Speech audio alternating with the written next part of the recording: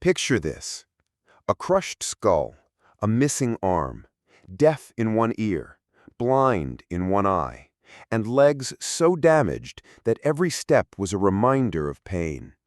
And yet, somehow, you live on for decades.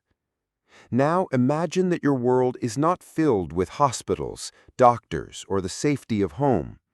Instead, it's an unforgiving Ice Age wilderness where hearing danger is your only alarm and running is your only escape.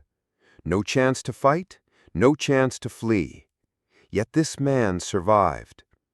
His real name is lost to time, but archaeologists call him Shanidar I, and the shattered remains of his body tell one of the most remarkable survival stories in the history of our species. It begins high in the Zagros mountains of northern Iraq, in a cave carved by time and silence.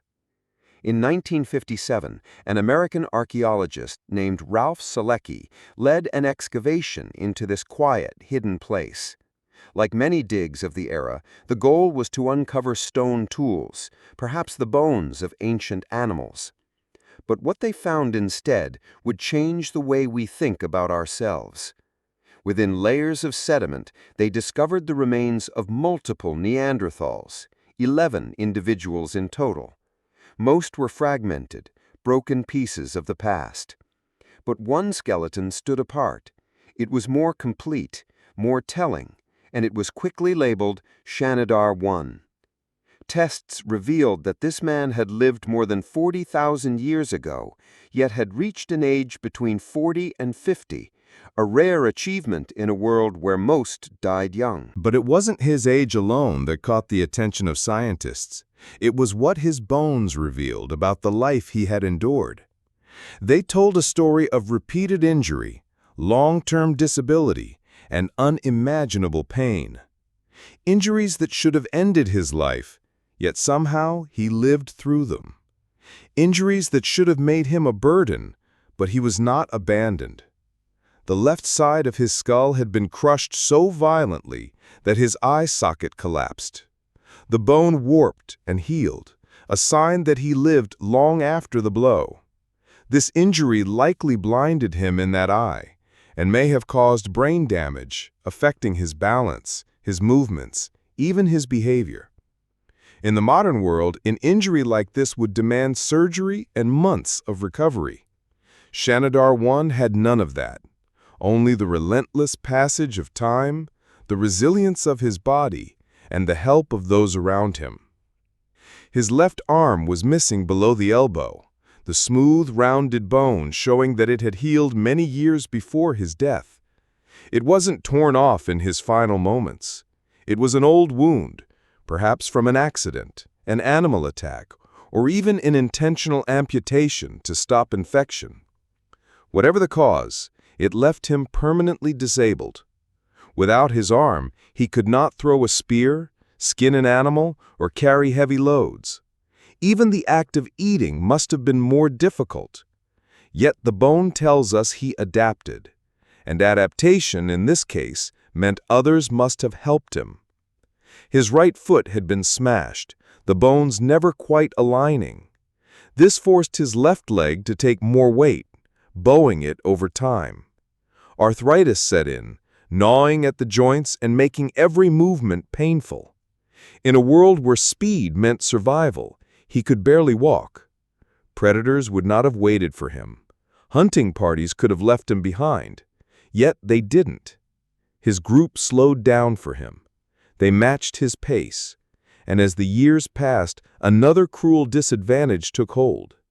His ear canals had narrowed with abnormal bone growth, likely from repeated infections or exposure to cold. This condition, still known today as surfer's ear, muffled or blocked his hearing entirely.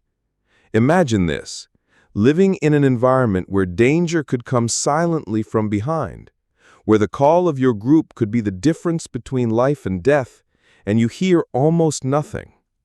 He lived in a world half-muted, unable to hear the warning sounds that could save his life. Taken together, blind in one eye, deaf in one ear, missing an arm, A crippled leg, constant pain, Shanidar I was one of the most physically disadvantaged individuals in all of prehistory.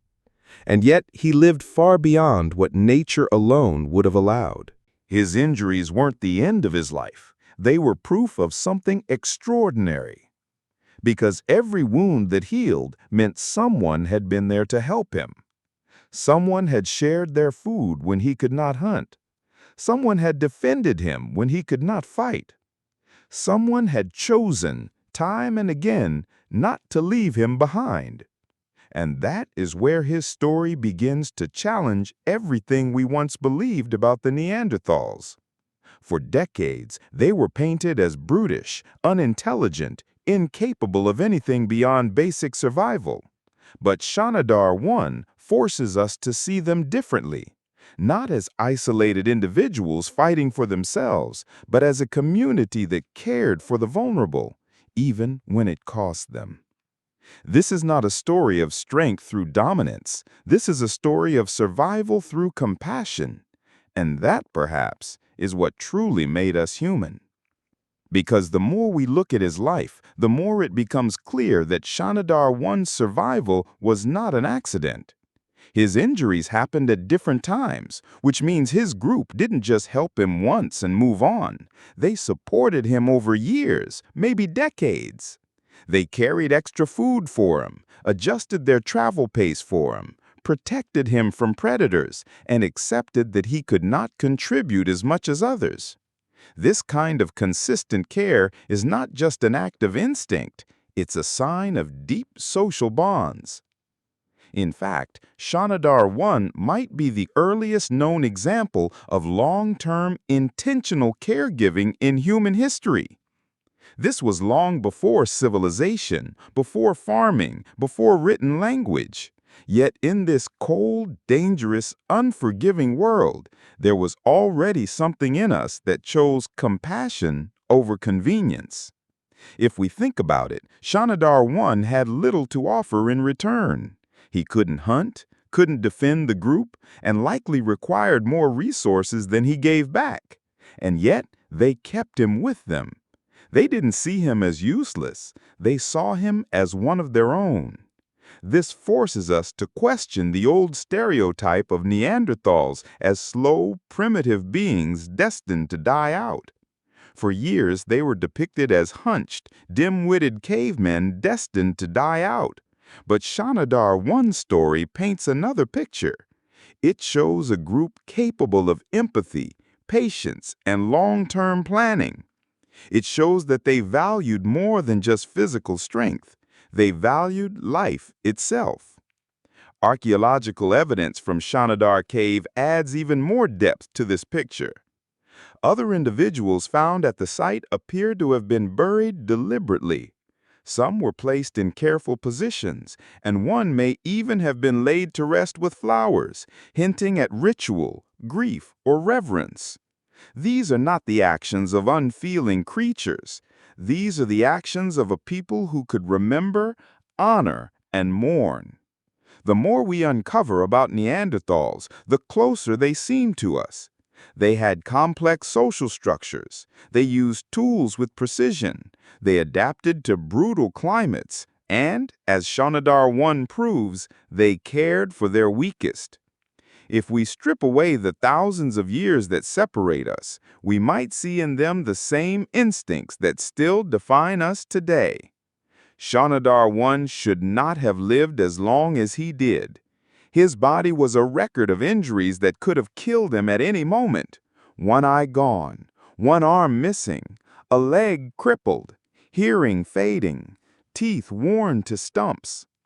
In a world ruled by survival of the fittest, he was not fit, but he lived because others refused to abandon him. They shared their food. They waited for him to catch up. They made space for him in their lives. And that choice left a mark, not only in his bones, but in the legacy of humanity itself. His story reminds us that the roots of kindness run deeper than civilization. They go back to the time of firelight and stone, when small bands of people faced the cold together and still made room for one more. Shanidar One's life is not just about pain and endurance.